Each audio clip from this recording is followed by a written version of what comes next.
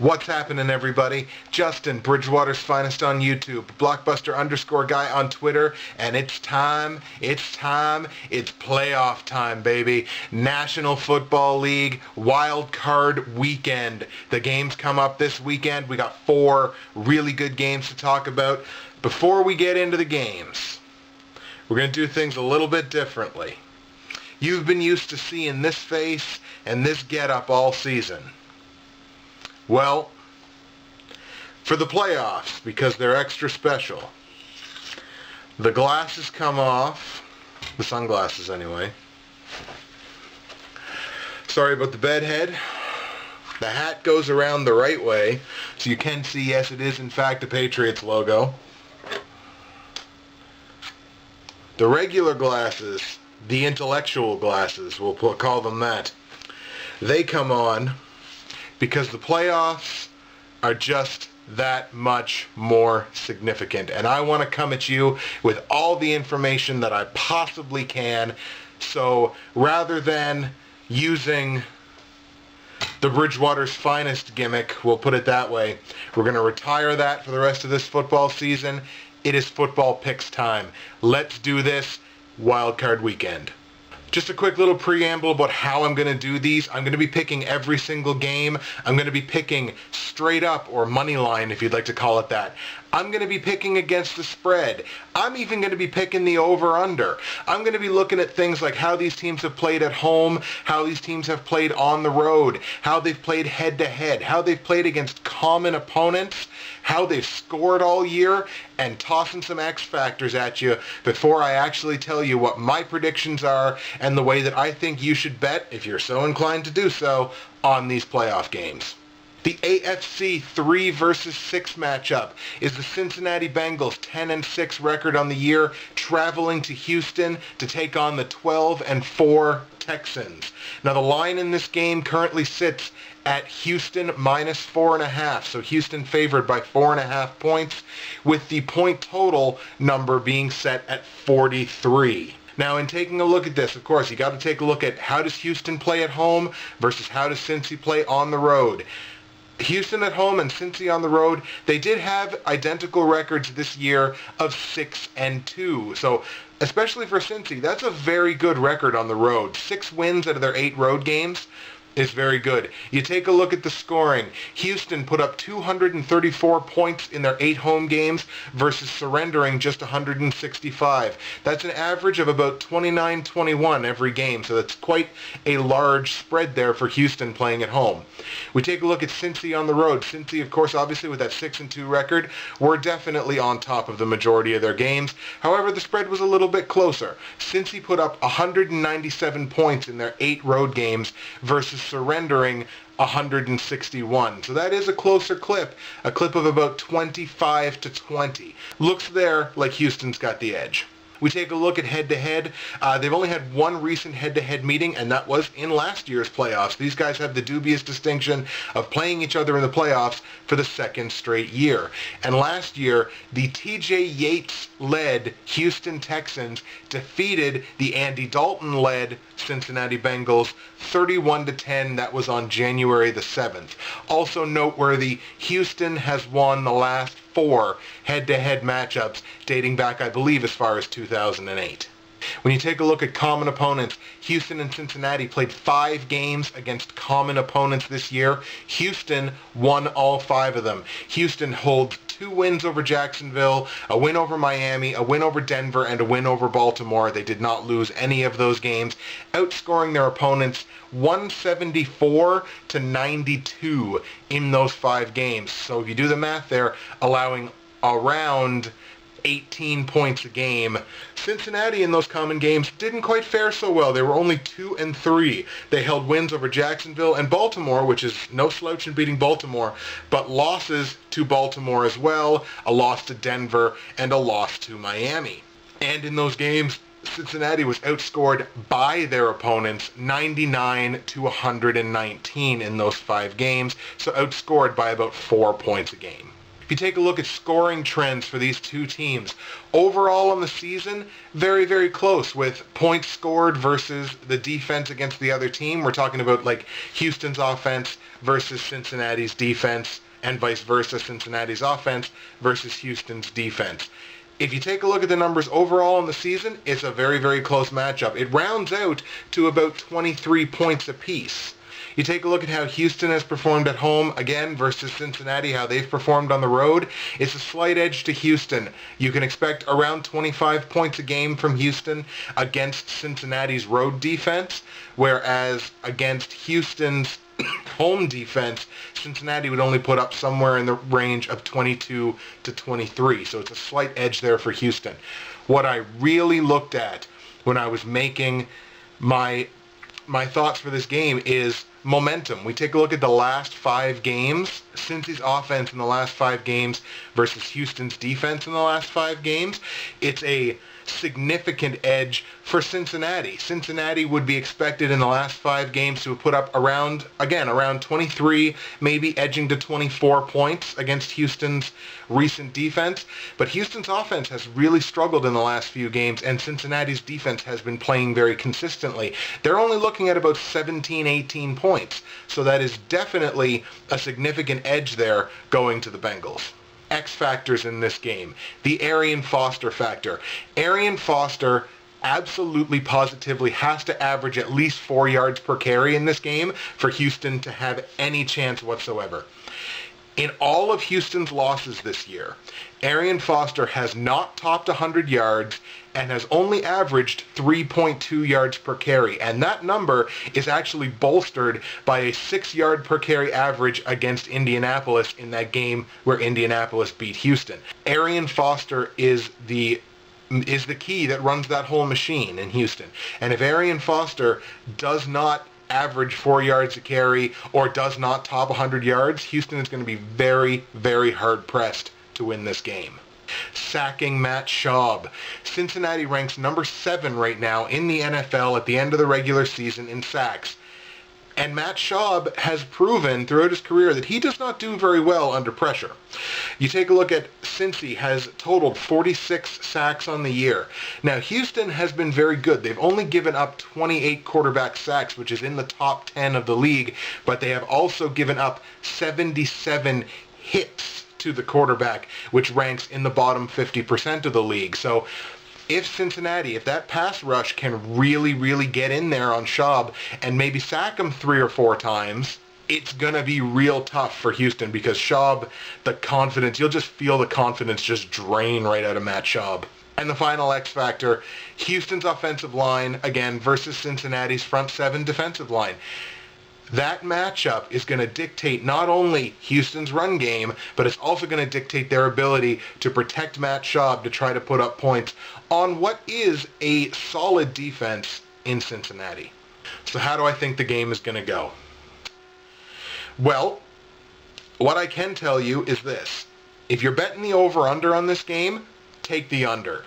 It's under, but it's close. The last 2 head-to-head matchups have gone over, but the 3 matchups prior to that all went under, and 14 of these 2 teams combined last 20 games this season. So the last 10 games for each team, 14 combined between the 2 teams of those 20 went under. So I'm saying if you absolutely have to bet it, take the under. As far as who's going to win straight up and how you should bet on this game against the spread, I got to tell you something. I like the Bengals, especially based on, the way that Houston has been playing recently. I really like the Bengals to go in there and absolutely steal this one from Houston. Houston should have been able to cruise clean through the end of the season and get one of those 2 bye weeks. Unfortunately, they didn't, which, by the way, who's the handsome kid that said 4 or 5 weeks back that New England and Denver were going to get the 2 bye weeks in the AFC? I believe that would have been me. On the line, of course, as we mentioned before, Houston minus 4.5. Take Cincinnati plus 4.5. The Bengals are 5-0 in their last 5 against the spread versus other teams in the AFC, and they're 4-0 against the spread in their last 4 road games. So I think the numbers support the idea, certainly, of Cincinnati beating the spread, if not Cincinnati winning the whole game straight up. I'm saying, straight up, Cincinnati beats the Houston Texans in the wild card game to move on to the next round. ATS takes Cincinnati plus 4.5. Over-under, take the under. We continue now to the 4v5 game in the AFC. The Indianapolis Colts at 11-5 travel to Baltimore to take on the 10-6 AFC North champion Baltimore Ravens. The line in this game currently sits at Baltimore minus 6.5. The total number for points currently sits at 46.5. So of course we take a look at how Baltimore has played at home and take a look at how Indy's played on the road. Baltimore at home was 6-2 this year. I've sung Baltimore's praises for seasons now about how good they are playing at home. 6-2, outscoring opponents 254 to 179. That is a clip of 32 to 22 on average. So Baltimore is a whole other beast when they play in their arena. We take a look at Indy, how Indy fared on the road. You know what? Indy won half of their road games. They were 4-4 on the road this year, which is not a bad record in and of itself. However, you take a look at the losses that Indy had on the road were big losses. They were outscored in their road games this year 172 to 233. That is a clip of around 22 to 29 on the wrong end. So these two teams have no recent meetings. I believe they last played, I think they played in 2011, but again, that was before Andrew Luck, and so, I mean, it really was a whole different team, and I firmly believe that Indianapolis completely torpedoed last season intentionally on purpose to draft Andrew Luck, but that's a different story. We take a look at common opponents. These two teams, again, had 5 games this year where they played common opponents. In those games, Baltimore was 4-1. Baltimore holds wins over New England, Kansas City, and twice against Cleveland, only losing to Houston. In those games, Baltimore was, however, still outscored by their opponents 101 to 110. It's kind of hard to imagine winning 4 of 5 games, but still overall being outscored. So what that tells me was their one loss, which was the loss to Houston, I believe was a big loss. And the wins that they had the win over New England was, I think, only a 1-point win or something like that. Indy's common games, they were 3-2 this year, so an admirable record because there's some tough teams in there. Holding wins over Cleveland, Kansas City, and Houston, with losses against New England and Houston again. They were outscored by their opponents in those games 106 to 130, so there is a larger gap there between how much Baltimore was outscored by those opponents and how much Indianapolis was outscored by those opponents. We take a look at overall scoring overall for the season and for Baltimore at home versus Indianapolis away, and it's a margin for Baltimore. Overall in the season, it's closer, like Baltimore's offense versus Indy's defense and Indy's offense versus Baltimore's defense. It's a close spread. It's around 25-22 Baltimore, so you're talking about a field goal game, which that's a game that's very close. However, if you put this game in Baltimore, which this game is going to be, Baltimore's home offense versus Indianapolis's road defense, and Indianapolis's road offense versus Baltimore's home defense, it's a whole other story. 31 to 22. Those are the numbers that I came up with. So we're talking about a large margin. Baltimore is much, much better at home than Indianapolis happens to be on the road based on the numbers through the season. Another thing to take into consideration, if you look at momentum, you look at the last 5 games, Indianapolis actually holds a slight edge. Their offense versus Baltimore's defense from the last 5 games, and Baltimore's offense versus Indy's defense in the last 5 games. It's a slight edge for Indy. You're talking maybe a 25-23. So again, it's very, very, very close there, with momentum leaning a little bit more in the Colts' favor based on the numbers than it is for Baltimore. X factors for this game: Chuck Pagano and Ray Lewis. I mean, this is going to be such an emotionally packed game. This game is going to be intense and very, very emotional for both teams. Chuck Pagano came back last week after, just fighting his ass off. And I've watched somebody firsthand fight cancer, and it's just, It's one of the worst things you could ever see, and it's one of the hardest fights a person would ever have to put up with. And I have so much respect in the world for Chuck Pagano. And Pagano coming back really lifted Indy to that win in the last game there of the season. And of course, Ray Lewis. Ray Lewis is the spiritual, excitable, emotional leader of that defense, especially, but really of that whole team. And yes, he's been on the sidelines, but you know what? Being on the sidelines is not the same as being in the game. My worry here is that what will be an emotional high for Baltimore with getting Ray Lewis back, could it be an emotional valley, if you will, for Indy? Because they had their emotional high last week. Pagano came back. He was dancing in the locker room after they won. That was their real emotional high, but is it going to crap out this week? That's what I worry about. The defenses. What looked like it could be a lack thereof, a defensive struggle, we'll put it that way. Indianapolis' defense is outright bad. I mean, Indy's defense is just not good.